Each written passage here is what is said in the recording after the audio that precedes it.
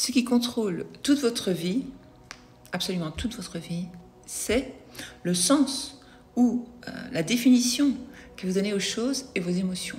En fait, c'est en fait la perception que vous avez des choses. Je suis ici dans mon bureau aujourd'hui à travailler. C'est journée bureau, je suis ici depuis 7 h du matin. Oui, je suis courageuse, je sais. Mais je l'affirme, je suis courageuse, je suis organisée, etc., etc. N'empêche que depuis que j'affirme que je suis organisée, je suis de plus en plus organisée. Ça, c'est un petit détail, mais maintenant nous allons parler du reste. Ce que je voulais vous dire. En fait, j'ai fait une petite pause là maintenant parce que je suis dans mes...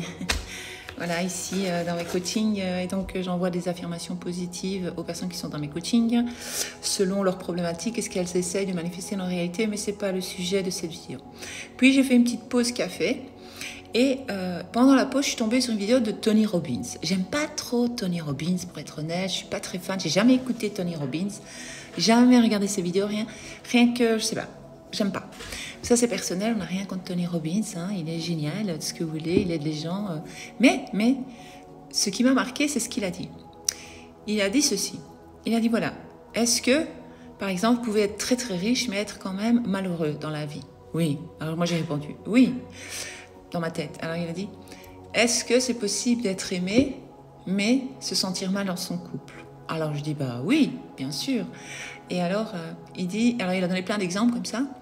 Puis il dit donc, ce n'est pas tellement l'argent, ni l'amour, la relation avec les autres, ou ce que le monde extérieur peut vous apporter, c'est plutôt le sens que vous y donnez et les émotions liées à ce que vous pensez de cette chose.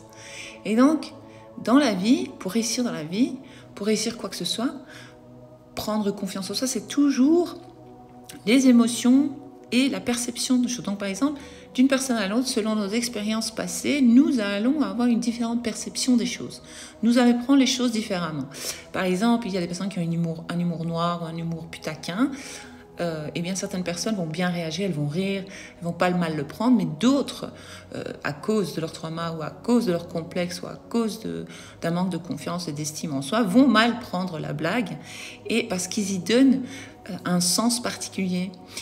Ils y donnent une signification particulière en fait à cette chose et à ces phrases-là. Donc ils vont mal le prendre, ce qui va gâcher leur journée, ce qui va éveiller en eux des émotions négatives évidemment. Donc il faut commencer à voir la vie autrement, commencer à voir les choses autrement. Si l'on veut manifester, changer de vie en tout cas, et évoluer, c'est commencer à changer notre perception des choses qui finalement étaient programmées en nous. Ça ne vient pas de nous, c'est à cause de nos expériences passées, ce que nos parents nous ont dit, ce que la société nous a dit, etc. Ça je vous l'ai déjà dit, mais je me répète. Et donc l'idée est de vraiment, vraiment se dire, ok, comment est-ce que je prends cette chose? Je la prends mal. Pourquoi? Donc on va toujours poser des questions.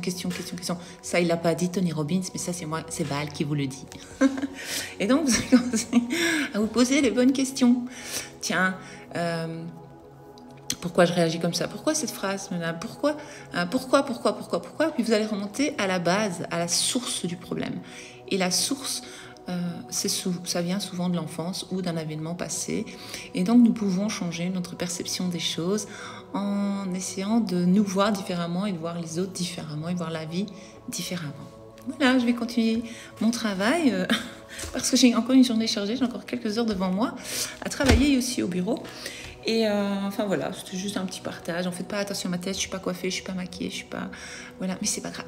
Ce qui compte, c'est ce qui est dit. C'est le contenu.